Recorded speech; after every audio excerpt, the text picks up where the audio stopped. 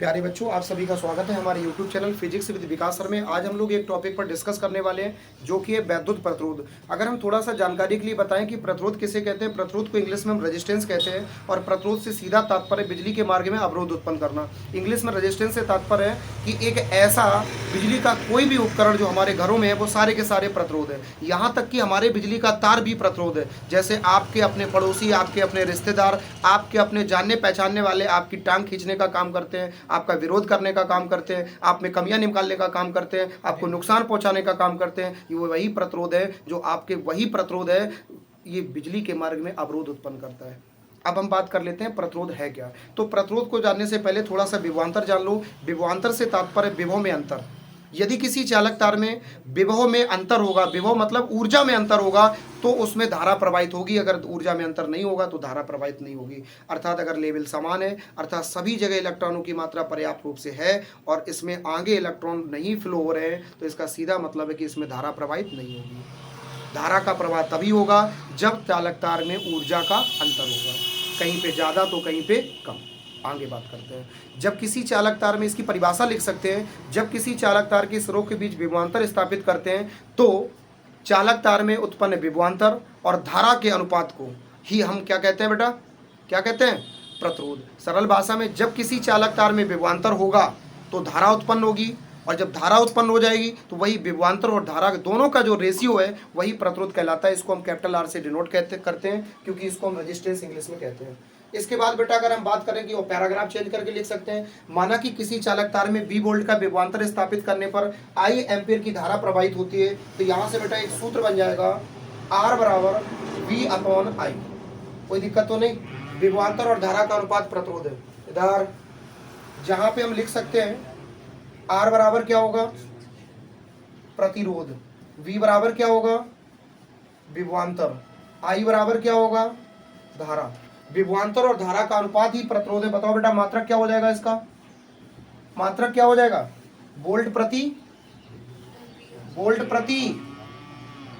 Ampere. अब कहोगे आपको कैसे पता, इधर देखो बेटा, V का मतलब क्या होता है, विभवांतर। बोर्ड पे V का मतलब होता है विभवांतर और विभवांतर का मात्रक हो गया वोल्ट। I का मतलब होता है धारा और धारा का मात्रक क्या हो गया बेटा, एम्पियर। क्या हो गया, एम्पियर। इसको फाइनली हम लिख सकते हैं वोल्ट प्रति एम्पियर। यदि ऐसा ना भी लिखना चाहे तो हम शॉर्ट में बोल सकते हैं एक रूप, वो आपने सुना होगा, ओम। जी हाँ, इसका यह सिंबल होता है। अब आप कहोगे सर ये ओम का तो नियम होता है। ओम का नियम होता है, लेकिन यहाँ पे ये बेटा मात्रक का भी काम करता है। यहाँ याद रहे, प्रतिरोध के मात्रक को हम ओम भी बोल सकते हैं और इसको हम वोल्ट प्रति एम्पियर भी कह सकते हैं। अगर हम वोल्ट प्रति एम्पियर ना कहना चाहें, इसको हम तोड़ के लिख सकते हैं। इधर देखो, वोल्ट को हम क्या लिख सकते हैं, V बराबर आपने सूत्र पढ़ा होगा कहीं ना कहीं, W/Q। W का मतलब क्या है बेटा, जूल प्रति कूलाम। फिर इस आवेश का मतलब क्या है, बताओ इस भाई, यहां पे एक्चुअली V बराबर W/Q हुआ। यहाँ W का मतलब जूल हो गया और आवेश का मतलब क्या हो गया, कूलाम। यानी विभवांतर को हमने लिखा जूल प्रति कूलाम। अब देखो सूत्र में नीचे क्या लिखा है, धारा। धारा के लिए आपने सूत्र पढ़ा होगा I बराबर Q/T।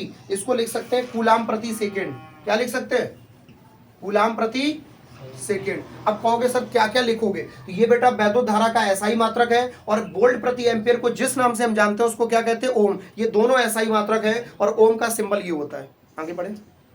इसके बाद में इसको अगर हम हल करना चाहें तो इसको हल कर सकते हैं, वही पहली गुणे चौथी बटे दूसरी गुणे तीसरी की कॉन्सेप्ट लगा दो, या फिर आप ऊपर वालों से बोलो ना, नीचे वाले को छोड़ो ना, ये वाली शर्त लगा दो। तो इधर स्पेस करके हम हल कर लेते हैं। इसको ऊपर वाले को लिखेंगे जूल प्रति कूलाम।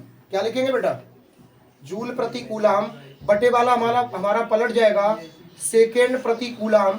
इसे हल करो, ऊपर वाली वैल्यू हो गई इधर जूल इनटू सेकेंड, डिवाइड में क्या आ गया बेटा, कूलाम स्क्वायर। इसको हल करें, यहां से अगर यही मेरा मात्रक है, तीन मात्रक एक रूप से मिल गए, आपको लग रहा होगा नहीं एक ही बात है। ये देखो बेटा हमारा ऐसा ही मात्रक है। इसको अगर वोल्ट प्रति एम्पियर ना लिखें तो हम लिख सकते हैं ये। बात क्लियर हुई। और इसको हम क्या कह सकते हैं, ओम। क्या कह सकते हैं, और ओम भी ना लिखना चाहे तो एक सिंबल बना सकते हैं, ये वाला। इसके बाद बेटा अगर इसकी हम विमा बनाना चाहें, जी हाँ ध्यान से देखो, विमा बनाना चाहे तो कैसे बनाएंगे, जूल क्या है, कार का मात्रक, और कार की विमा होती है बेटा, आपने पढ़ी होगी फर्स्ट ईयर में, ml2t-2। M right. इसके बाद अगर हम बात करें सेकेंड, सेकेंड किसका मात्रक होता है? समय का। और समय के लिए बेटा जो विमा होती है वो क्या होती है? T, T for time. इसके बाद बात करें कूलाम लिखा है, कूलाम की विमा क्या होगी? आपको हमने कई बार बताया, फॉर्मूला होता है Q बराबर आई इंटू टी। आई का मतलब धारा, धारा का मात्रक क्या हुआ? एम्पियर। धारा का मात्रक क्या हुआ? एम्पियर। और टी का मतलब समय, समय की विमा क्या होगी बेटा? टी। तो फाइनली इसकी विमा धारा की, आवेश की क्या होती है? एटी। क्या होती है? तो फाइनली यहाँ विमा रख दो बेटा, कूलाम की जो विमा होगी वो हो जाएगी एटी। आवेश का ही मात्रक है, लेकिन एटी का क्या करना है? स्क्वायर। क्या करना है? देखो ना कूलाम का स्क्वायर लिखा है, तो 2 यहाँ आ गया, 2 यहाँ आ गया। फाइनली इसको अगर हम हल करते हैं विमा को, तो हम इस प्रकार से विमा को लिख देंगे, इस प्रकार से लिख देंगे, ए भी ऊपर जाएगा और टी भी ऊपर जाएगा। हल करो इसको, और इस टी का इसमें बेटा मल्टीप्लाई करना है। यहाँ पे कोई पावर नहीं तो कितनी है? 1। एम से बोलो ना, कोई दिक्कत तो नहीं। एल बेटा जो लिखा है इसको ऐसे ही लिख लो, कोई दिक्कत तो नहीं। टी -2 है, यहाँ पे कितना? 1। -2 में से 1 घटाओ, 1। कोई दिक्कत तो नहीं बेटा। फिर टी नीचे 2 है, वो ऊपर जाएंगी, किसकी हो जाएंगी? माइनस की। फिर क्या लिखा है बेटा? ए ऊपर जाएगा, किसका हो जाएगा? माइनस का। इसको हल कर लो। यहाँ पे टी 2 बार लिखा है, 1 पे पावर 1 है, जहाँ पे कोई चिन्ह नहीं तो कौन सा है? प्लस। ML2 -2 और 1 -1, A -2, यानी बेटा इसकी फाइनली विमा आ गई ML2 T -1 A -2। एक बार देख लीजिएगा ध्यान से, कोई मिस्टेक तो नहीं, नोट कर लीजिए। देखा बेटा, आपने ध्यान दिया? इसमें थोड़ा कंसंट्रेट करिए, कोई एरर हो रही है।